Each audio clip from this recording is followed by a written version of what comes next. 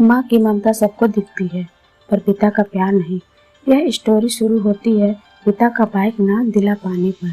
जब मैं घर से गुस्से से बड़बड़ाते हुए निकल आया था और बस स्टैंड की तरफ आगे बढ़ने लगा, मैं मन ही मन बड़बड़ा रहा था। पता नहीं कितने पैसे छुपा के रखे थे, लेकिन मेरे लिए एक बाइक नहीं ले सकते। अब मैं यहाँ से चला जाऊँगा और तब तक वापस नहीं आऊँगा जब तक मैं खुद के पैसों से बाइक नहीं खरीद लेता। इतना सोच ही रहा था, तभी मेरे पैर में मुझे चुभने का एहसास हुआ। नीचे देखा तो समझ आया कि जल्दबाजी में पापा के जूते पहन आया हूँ। उन जूतों में कील उभरी हुई थी जो मेरे पैर में बार बार घाव किए जा रही थी। लेकिन उस समय अब गुस्सा अधिक था, तो मैं बड़बड़ाते हुए आगे बढ़ गया। एकाएक मुझे याद आया कि मैं पापा का पर्स भी लाया हूँ। मेरे खुरापाती दिमाग में एक ख्याल आया, क्यों ना आज पापा का पर्स चेक किया जाए, जिसे आज तक उन्होंने किसी को हाथ तक नहीं लगाने दिया था। पता नहीं कौन सा खजाना छुपा है इस पर्स में जो किसी को हाथ नहीं लगाने देते हैं। जब मैंने पापा का पुराना पर्स खोलकर देखा तो उसमें पैसे तो नहीं मिले, लेकिन पैसों की जगह पर एक डायरी रखी हुई थी। तब मैंने सोचा, ओह, तो यहाँ खजाना छुपा रखा है। मैं समझ रहा था कि यहाँ पापा ने लिखा होगा कि किससे कितने पैसे लेने हैं और किसको कितने पैसे दिए हैं, लेकिन मैं गलत था।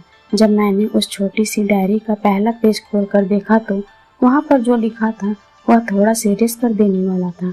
डायरी में जो लिखा था उसे पढ़ने के बाद मेरे चेहरे पर जो एक्सप्रेशन थे वह गायब हो चुके थे, क्योंकि डायरी में वैसा कुछ नहीं था जैसा मैं सोच रहा था। वहाँ पर उन पैसों का हिसाब लिखा हुआ था जो अलग अलग कामों के लिए अलग अलग लोगों से उधार लिए गए थे। उस लिस्ट में कंप्यूटर के नाम पर भी पैसे लिए गए थे। कुछ यूँ लिखा था, 50,000 बेटे के कंप्यूटर के लिए। यह वही कंप्यूटर था जिसे मैं आज तक यूज कर रहा हूँ, लेकिन मुझे यह पता नहीं था उस कंप्यूटर को खरीदने के लिए पैसे कहाँ से आए थे। लेकिन आज पता चल रहा था। मुझे आज भी याद है जब मैंने पहली बार कैमरे के लिए जिद की थी, जो मेरे पापा ने मुझे 2 हफ्ते बाद मेरे बर्थडे पर लाकर दिया था, जिसे देखकर मैं बहुत खुश हुआ था। और मुझे खुश देखकर मुझसे कहीं ज़्यादा अगर कोई खुश था तो वह थे पापा। अब मेरे चेहरे से गुस्सा एकदम गायब हो चुका था। जब मैंने आगे का पन्ना पलटा तो वहाँ पर कुछ विशेष लिखी हुई थी। पहली जो विश थी उसमें जो लिखा हुआ था, अच्छे जूते पहनना। यह बात मेरी कुछ समझ नहीं आई। तभी मेरा पाँव अचानक सड़क पर भरे हुए पानी पर जा पड़ा और तभी मेरे पाँव में कुछ गीलेपन होने का एहसास हुआ। जब मैंने जूता उतार कर देखा तो उसका लता टूटा हुआ था। यह देखकर मुझे डायरी में लिखी बात याद आ गई।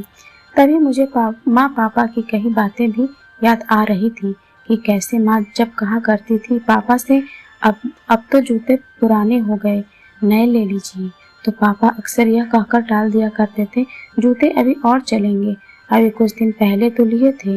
मुझे आज समझ आ रहा था कि कितने दिन और चलेंगे। साथ ही साथ यह भी समझ आ रहा था कि पापा पर्स को क्यों छुपा कर रखते थे। तभी उस डायरी को पढ़ते हुए बस स्टैंड पर पड़ी बेंच पर आकर बैठ गया। अब उस डायरी का आखिरी पन्ना बचा हुआ था।